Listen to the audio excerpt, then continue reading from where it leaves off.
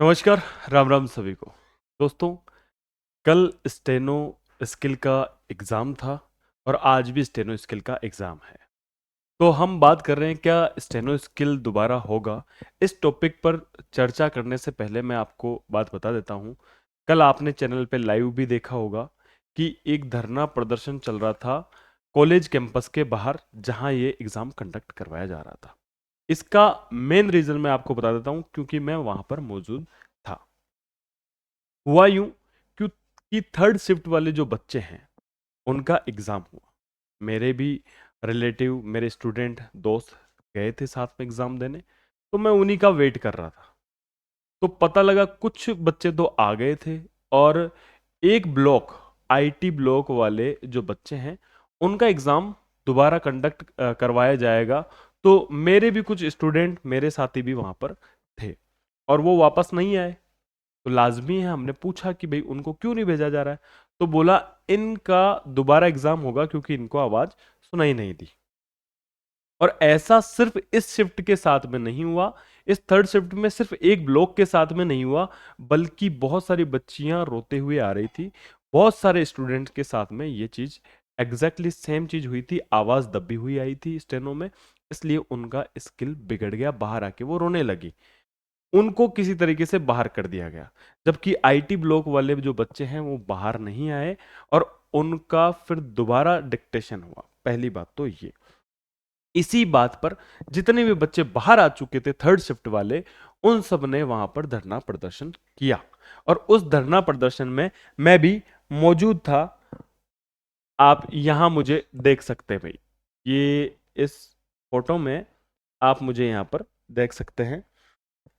यहां हम लोग धरना प्रदर्शन इसलिए कर रहे हैं कि भाई हमारे साथ में इन इतने सारे जो बच्चे हैं, इनके साथ में भी तो अन्याय हुआ है, इनके साथ में भी तो, इनको भी तो आवाज नहीं आई, तो इनका भी दोबारा एग्जाम करवाया जाए। तो भाई उसके बाद क्या होता है, बहुत सारे जो बच्चे हैं सबने एप्लीकेशंस लिखी है, वहां पर वेट किया है, हमें ये आश्वासन दिया गया कि आलोक राज्य आएंगे और आलोक राज्य से आपकी बात होगी। देन ऐसा हुआ कि आलोक राज्य आए, 9 बजे इन सभी जो बच्चे थे उनका दोबारा एग्जाम लिया गया। हालांकि वही डिक्टेशन नहीं बोली गई थी, जो डिक्टेशन बोली गई थी वो दूसरी बोली गई थी, जबकि सारे जो बच्चे हैं उनको डाउट ये था कि उनको दोबारा वही डिक्टेशन बोली गई है तो उनको तो फायदा हो जाएगा। लेकिन बोर्ड ने ऐसा नहीं किया, उनके एक कोई और डिक्टेशन चलाई और बाद में उनका एग्जाम लिया गया।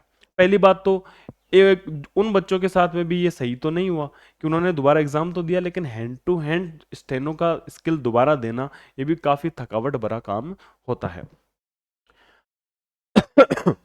अब कई बच्चों की ये भी दिक्कत आ रही है कि सिर्फ और सिर्फ थर्ड शिफ्ट वालों के साथ ही ये चीज नहीं हुई, उस कॉलेज कैंपस में, उस ब्लॉक में बहुत जो सेकंड शिफ्ट है उन बच्चों के साथ में भी ये चीजें हुई है।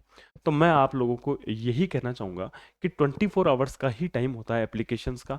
जिन बच्चों ने एप्लीकेशन नहीं दिए, थर्ड शिफ्ट वालों ने, रात को धरने में नहीं है, वो मान लो कहीं दूर का है तो वो चले गए एग्जाम देते ही, लेकिन उनके साथ में गड़बड़ हुई है, तो वो एक बार के जाके एप्लीकेशन बोर्ड में 24 आवर्स के अंदर पहुंचा दे, या फिर एक ऑनलाइन पोर्टल है उस पर ये डाल दे। उस धरना प्रदर्शन के बाद में आलोक राज्य का ट्वीट भी आया है, आज स्टेनो स्किल टेस्ट परीक्षा हुई जिसमें तीसरी पारी में एक ब्लॉक में कुछ डिक्टेशन में डिस्टरबेंस की शिकायत की जांच के आधार पर उस ब्लॉक में फिर से पूरी स्किल टेस्ट नए सिरे से कराया गया। उसी दौरान बाकी एक ब्लॉक के कैंडिडेट्स जब परीक्षा पूरी कर बाहर चले गए और उनको इसके बारे में पता चला, उनमें से कुछ स्टूडेंट ने शिकायत की उनको भी उनके लैब्स में डिस्टरबेंस रहा, डिक्टेशन के 150 से 200 शब्द साफ सुनाई नहीं दिए। मेरा उन सभी कैंडिडेट से कहना है कि हम उनके लैब्स में हुए डिक्टेशन की जांच कर लेंगे, परेशान ना हो।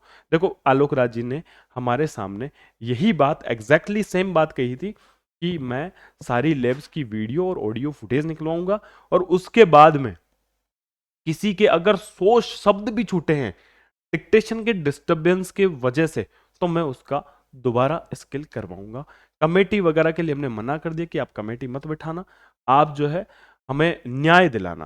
तो उम्मीद है कि बच्चों के साथ न्याय होगी, लेकिन मेरा उन स्टूडेंट से जिनके साथ में ये प्रॉब्लम हुई है, चाहे कोई भी शिफ्ट हो, फर्स्ट हो, सेकंड हो, थर्ड हो, वो भी अपनी एप्लीकेशन 24 आवर्स के अंदर डाल दे विद आपका कौन सा ब्लॉक था या आप किस लैब में थे, आपका लैब नंबर, आपका रोल नंबर, आपका नाम, पता, वो सब कुछ आप डाल देना।